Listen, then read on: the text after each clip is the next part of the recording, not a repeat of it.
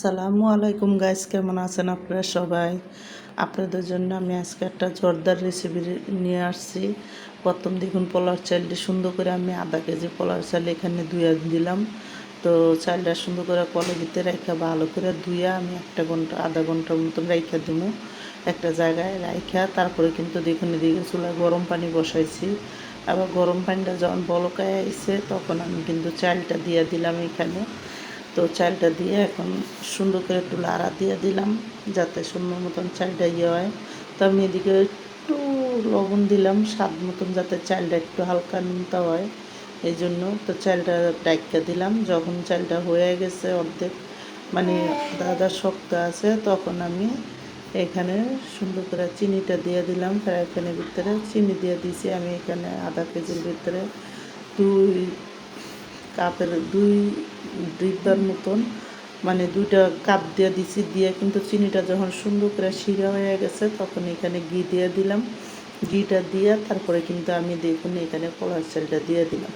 তো কলার চালটা দিয়ে এখন ভালো করে আমি সবটি পোলার চাল দিয়ে ভালো মতন লাড়া দিব এখন। আর চিনিটা কিন্তু ভালো করে আঠা আঠা শিরা করে দিবেন, পানি পানি না। আঠা আঠা শিরা যখন হইব তখনই কিন্তু পোলার চালটা এখানে দিয়ে দেবো। তো দিয়ে ভালো মতন আমি দেখুন একটু লাড়া দিয়ে দিছি। আর লাড়া দিয়া তারপরে এক এক করে আমি এখানে কিন্তু 3-4 চামচ 5 চামচের মতন গুঁড়া দুধ দিয়ে দিছি। গুঁড়া দুধটা দিয়েও কিন্তু আমি ভালো করে একটু মিলাই দিছি। তারপরে এখানে আমি একটু কেওড়া জল দিয়ে দিছি। দিয়ে এখন আমি এটা দমে বসাই দিয়ে দেবো। যখন চালটা সুন্দর করে হয়ে আসছে তখন উপরে আমি দেখুন এখানে 2টা কমলা আর এখানে আমি দিয়ে দিছি। দিয়া সব কিছু দিয়ে কিন্তু ভালো করে একটু লাড়া দিয়া তারপরে কিন্তু আবার এটা আমি দমে বসাই তারপরে কিন্তু আমি এখানে এক এক করে সব কিছু দিই। তো আমার এই জর্দার রেসিপিটা যাদের পছন্দ তারা লাইক সাবস্ক্রাইব দিন প্লিজ। আমার ভিডিওটা বেশি বেশি শেয়ার করে দিন আর সাবস্ক্রাইব করে দিন। আর আমার এখানে দেখুন এখন আমি সুন্দর করে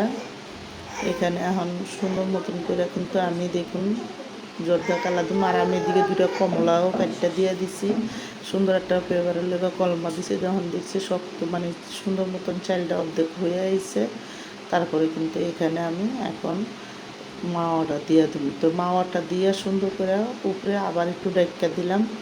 তো মাওয়াটা দিয়ে এখন সুন্দর মতো লাড়াচাড়া দিয়ে তারপরে 2 সাইডে আমি 2 কালারের কালার দিয়ে দিলাম 3টা। তো একটা জর্দা কালার আর 3টা কালার দিয়ে এখানে আমি জাফরান দিয়ে দিলাম। জাফরানটা উপরে দিয়ে সুন্দর করে দিয়ে দিছি।